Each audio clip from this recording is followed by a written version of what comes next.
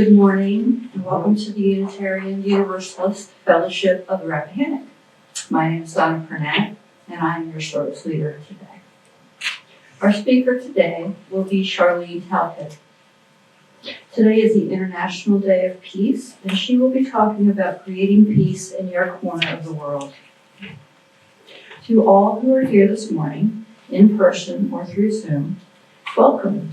We are so glad that you've chosen to join us. A special welcome to any first-time visitors. We're happy you're here, and we hope you'll stay for coffee and refreshments after the service. As we light our chalice, may we remember that we are all light beings. It only takes a small flame to illuminate a dark room.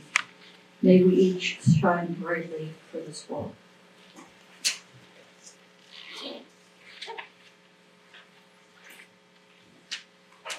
Yay. Half the battle right there. I have some opening words from Thich Nhat Hanh. I've been listening to his book, The Art of Living.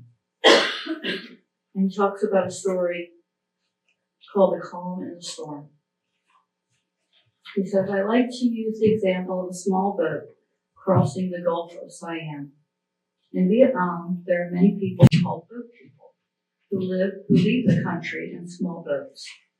Often the boats are caught in rough seas or storms, and people may and boats may sink. But if even one person aboard can remain calm, lucid, knowing what to do and what not to do, he or she can help the boat survive. His or her expression, face, voice, communicates clarity and calmness, and people have trust in that person. They will listen to what he or she says. One such person can save the lives of many. Talcott served as an environmental educator for 30 years and currently works as a project manager for a bird conservation nonprofit. She finds peace in nature and hopes to continue to share the wonders of the natural world. Please welcome Creating Peace in Your Corner of the World by Charlene Talcott.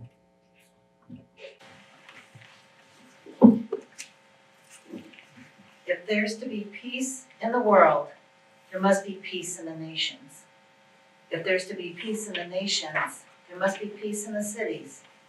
If there's to be peace in the cities, there must be peace between the neighbors. If there's to be peace between neighbors, there must be peace in the home. And if there's to be peace in the home, there must be peace in the heart. What is peace? We usually think of it as an antonym of war, but I like to think of it as an antonym of conflict. War, of course, is the most extreme conflict, but there are many other forms of conflict that prevent peace. Gang wars ravage neighborhoods and even countries. Domestic violence, sexual assaults, bar fights, and other one-on-one conflicts disturb the peace around them. Mass shootings disturb the peace of entire communities. Actions don't have to be physical. Heated arguments are one example. All of us have heard about people that aim to control others through anger and shame, whether they be customers in a business or someone belittling a family member. The stereotypical beauty pageant answer is to wish for world peace. While a noble goal, that is not something we can achieve as individuals. Our own country, with all of its resources, cannot bring peace to the Middle East. Jimmy Carter won the Nobel Peace Prize for his efforts to negotiate peace between Egypt and Israel, among other actions. On the other side of the political spectrum, Jared Kushner was responsible for the Abraham Accords. But still, conflict rages in that area. I think we can safely say that none of us in this room has the skills to bring about that coveted world peace. So back to the smaller conflicts. Those are areas where you can make a difference. And I'll give you several possibilities. However, you should look at what moves you. If we do good things because we should, the efforts seldom have long-lasting impacts because our hearts are not in it. But if one or more of these suggestions move you as something you could do, then go for it. To use a common metaphor, a pebble thrown in a pond ripples out far beyond that point, creating action far beyond the initial impact. As Lao Tzu stated, we must find peace within ourselves. That centering affects how we interact with others. And when we interact with others, let us do it with compassion. Did that server get your order wrong? Yelling, belittling, and similar actions will not correct that order any faster than nicely bringing it to their attention and getting it right. It could be the server has a sick relative, had a car breakdown, trouble getting to work, or a host of other problems. By making that server more upset, that can carry over to other patrons and even that server's home life. Or you can be compassionate and make that day better. Either way, you created ripples that go beyond your interaction in the restaurant. Peace through compassion. Many big conflicts begin with poverty. From neighborhood riots to revolutions, young people without hope for a better life felt compelled to raise up and up against their higher powers. Could you volunteer with services that make the world better? Food banks, baby banks for diapers and formula, tutoring students so they can get ahead in life and in school, building a house with Habitats for Humanity, advocating for lunch for all students. These all help people with fewer financial means and help to make their life better. Peace through action. Social injustice is another big driver of conflict. Around the world, many wars begin with a real or perceived injustice. The people in charge want the power, but they exploit the social injustice felt by the masses to mobilize their armies. That trickles down even to citywide riots. They also stem from a feeling of injustice. Could you work with organizations that help relieve inequalities? In our own area, we have interracial conversations, Williamsburg Indivisible. If you're interested in creating a Northern Neck Indivisible, talk to me, Diana. We had that idea for a while.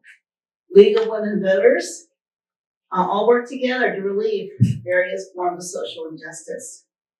Could you march to bring attention to situations you feel unfair? Or even something as simple as speaking out about the disinformation about immigrants, for example.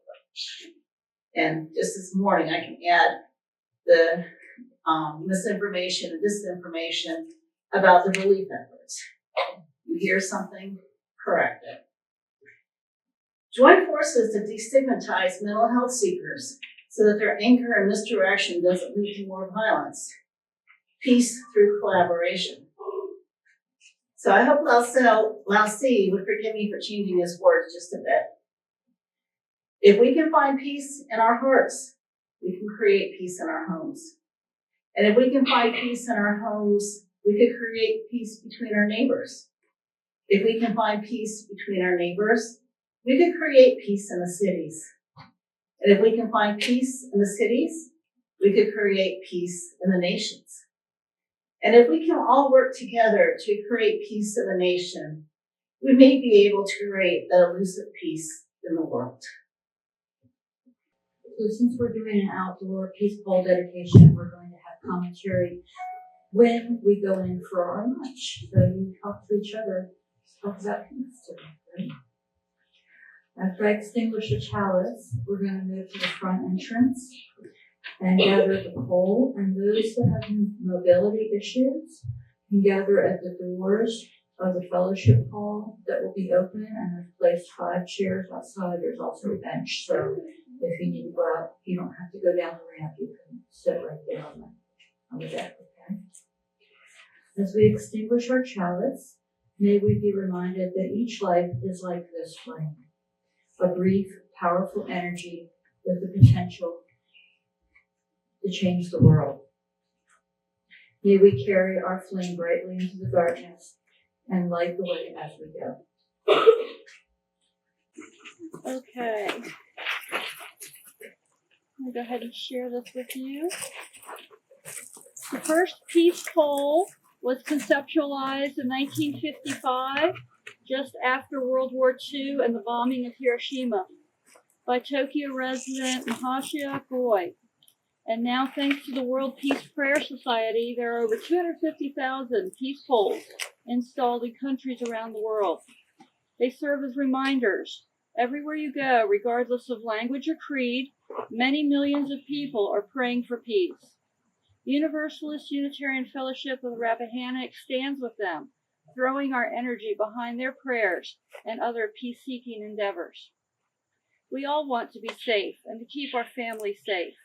In a world where nature can be brutal and life itself is a transient miracle, the realization of peace and harmony is as close as we can get to a heaven. Each moment that we are able to be mindful and create harmony is one less moment of pain and discord for ourselves and for others. It's constant vigilance, but so worth it. I'm a curious sort. I just want to know sometimes.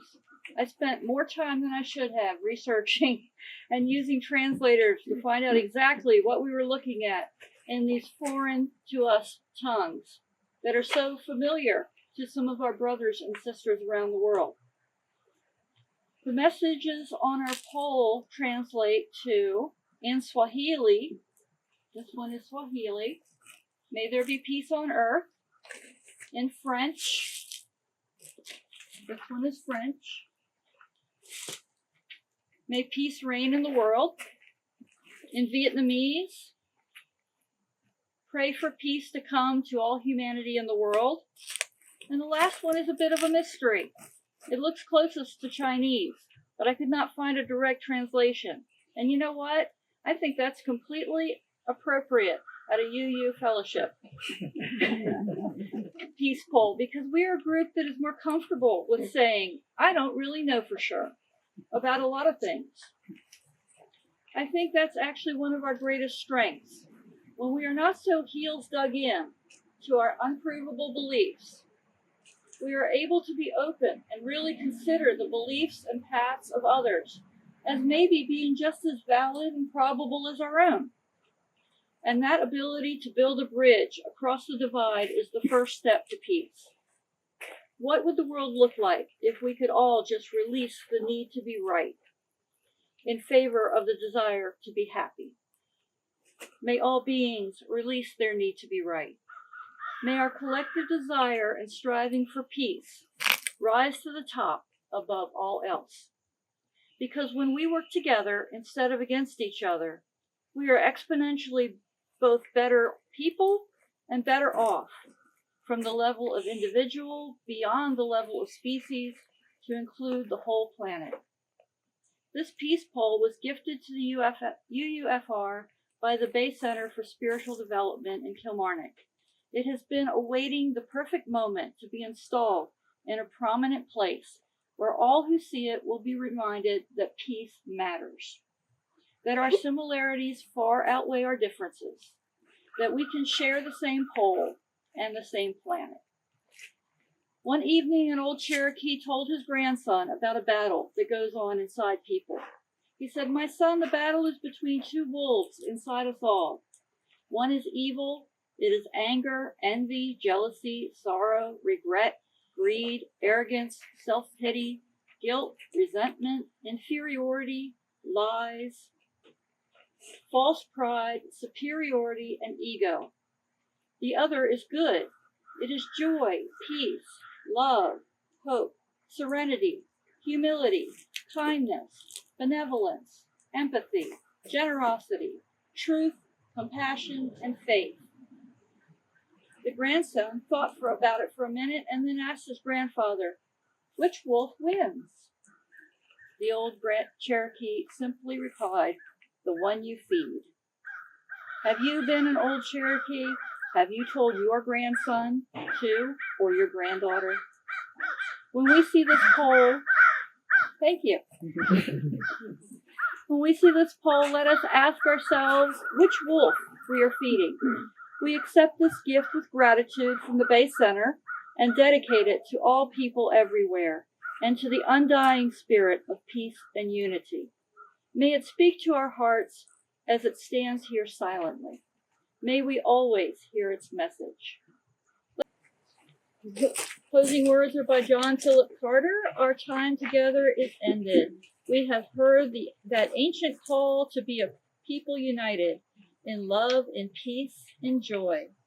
To be a people of vision, seeing a world where peace and justice rule, where all are welcomed and celebrated, where love governs. We have heard this vision, and now we go forth to make it our reality. So you're invited to have your luncheon that we have, but talk to each other and let's see how we can talk about peace. Thank you very much.